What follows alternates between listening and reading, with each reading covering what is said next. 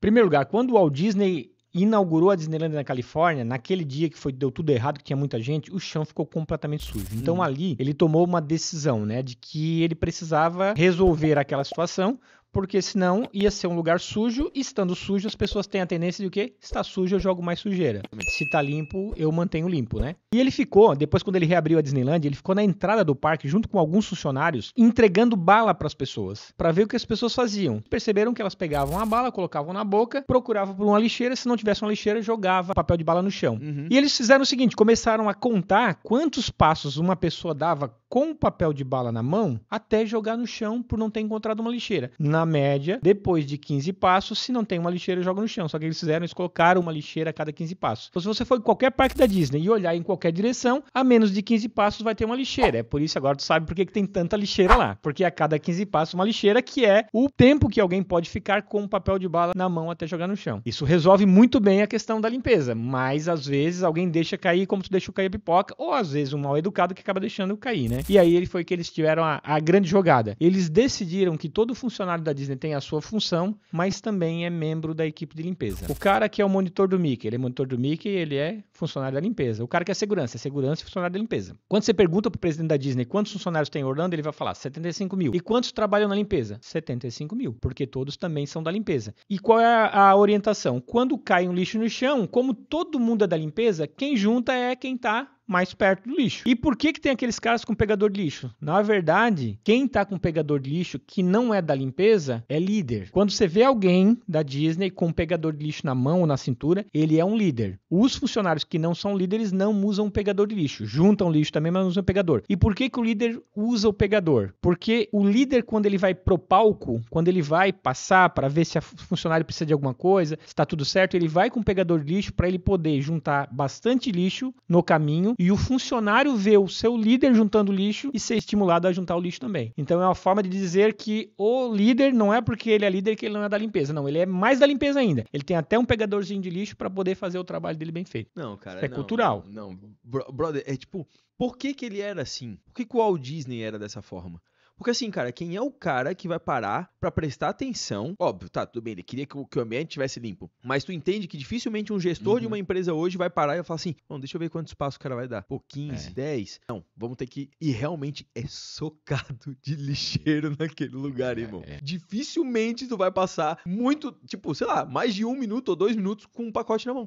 De onde vem essa fixação do Walt Disney pela perfeição? Ele dizia que ele aprendeu isso com o pai dele. Por quê? O pai dele morava em Chicago. De Chicago eles foram para Marceline, que é uma cidade minúscula no interior dos Estados Unidos, uma cidade de 2.200 habitantes. Lá ele comprou uma fazenda, e aí quando as coisas não estavam bem na fazenda, ele resolveu ir para Kansas City.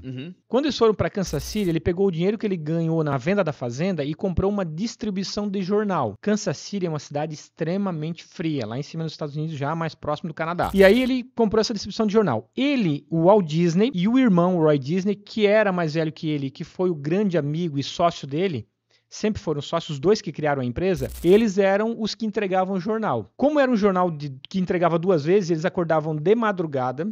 Os 2 meninos entregavam de madrugada, o Walt com 9 anos, o Roy já com 16 anos, 17. Ah, era uma diferença boa de idade. Diferença boa de idade, era 8 anos. Os dois iam entregar os jornais. Eles entregavam o jornal de madrugada, às vezes no meio da neve, e entregavam a edição da tarde. Eles chegavam da entrega do jornal, iam para a escola, voltavam, almoçavam e já iam fazer a entrega da edição da tarde. E mesmo tendo que fazer 2 entregas, às vezes com muito frio, o pai deles dizia o seguinte: para a gente fidelizar os nossos clientes, nós temos que ser melhores que as outras entregadoras de jornal. Então nada de parar na frente da casa e jogar o jornal como os outros fazem. Para na frente da casa, entra no quintal, coloca o jornal no lugar onde não pegue chuva nem neve para não molhar o jornal e coloca uma pedrinha em cima do jornal para o vento não levar o jornal. E assim ele fidelizou todos os clientes dele. E o Walt dizia que ele aprendeu a ser perfeito, a entregar uma experiência perfeita para fidelizar o cliente, entregando o jornal com o pai dele. E depois ele reproduz essa filosofia toda quando ele vira um grande empresário do ramo de entretenimento. Foi daí que nasceu essa fixação. Cara, que visão do pai dele, porque obviamente se tu joga vai parar em qualquer lugar, e a partir do momento que tu faz o negócio com excelência, não importa o preço que tu vais cobrar, a pessoa vai continuar comprando de ti. Exatamente. E aí hoje a gente tem essa experiência absurda que não importa o preço que a Disney cobre, tu quer voltar sempre, né? Se tu tiver o dinheiro pra pagar, tu vai querer voltar. Não adianta dizer que tu não vai voltar, porque tu vai voltar. E aí hoje o Cláudio, quando tá trabalhando com isso, tá trazendo todo esse conteúdo, como que tu faz essa junção de Disney e empresas? Tu leva a galera pra lá? Como que funciona o teu trabalho num todo quanto a isso? Então, eu dou treinamentos, dou palestras no Brasil inteiro, né? E faço a imersão lá em Orlando. Esse ano foram 6 turmas, o ano que vem provavelmente vamos levar umas 8 turmas mais ou menos. Os treinamentos que eu dou aqui no Brasil, eu adapto aos segmentos. Então, eu tenho uma atuação muito forte na área de saúde, na área de hotelaria, restaurantes, principais restaurantes da Grande Florianópolis, eu já treinei o pessoal. Área de tecnologia, treinei muitas empresas de tecnologia, são vários ramos que eu atuo. Então eu personalizo isso de acordo com o ramo em que a empresa atua. Da mesma forma, a palestra também, né? Faço a personalização, né? Para poder falar a linguagem daquela empresa ali. E dependendo do ramo que atua, uma grande parte, quando eu vou fazer algum programa mais longo, por exemplo, de implantar realmente o modelo Disney, o que eu faço? Eu faço cliente oculto. É uma rede de hotéis, é um banco. Banco eu faço muito isso. Eu vou fazer um programa para implantar o modelo Disney de atendimento no banco. Eu vou lá, vou em todas as agências do banco, às vezes somente eu, às vezes com algum funcionário, às vezes o funcionário vai, e eu vou na qualidade de um cliente interessado em abrir uma conta no banco, ou um cliente que se hospeda num hotel, ou que vai comer no restaurante, ou que vai até uma consulta no hospital, e eu avalio cada detalhe do atendimento e faço um diagnóstico. E depois eu vou treinando as pessoas para preencher os gaps que eu visualizei durante o cliente oculto. Então, isso que eu faço na maioria dos casos. Eu nunca imaginei que eu fosse conhecer uma pessoa que faz isso. Eu faço cliente oculto. Cara, o melhor de tudo isso é porque, assim, tu já tem na tua cabeça o que é o perfeito e tu consegue achar, tipo, cada coluna de defeito. É fácil. Porque, tipo assim, cara, num banco, tu vai achar, meu modo de ver como cliente, tu vai achar muito defeito. Dependendo do hotel que tu vai achar muito defeito. Porque realmente, assim, cara, hotéis que tu vai, que tu gosta, tu vai voltar. E se tu perguntar pra 10 pessoas, provavelmente 8 pessoas não vão voltar pra algum hotel que ela foi. E aí, tipo, tu fazer um cliente oculto pra achar essa...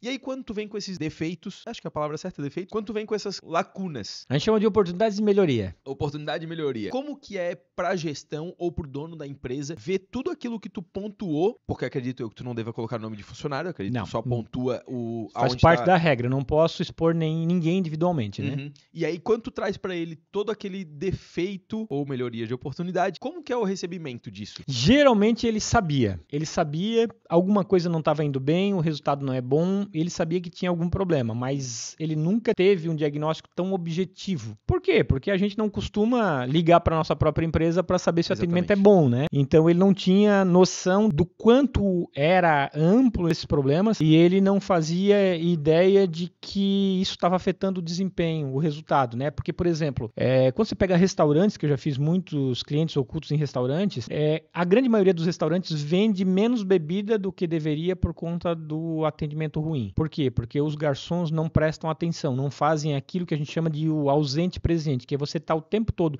não atrapalhando a mesa oferecendo bebida, mas está atento se os copos estão vazios, se o cliente que está ali está olhando porque talvez queira uma bebida. Então, esse cuidado de estar sempre ali quando o cliente precisa de uma nova bebida faz com que o restaurante pudesse vender 50% mais de bebida do que ele vende. Esse é um número mágico que eu tenho.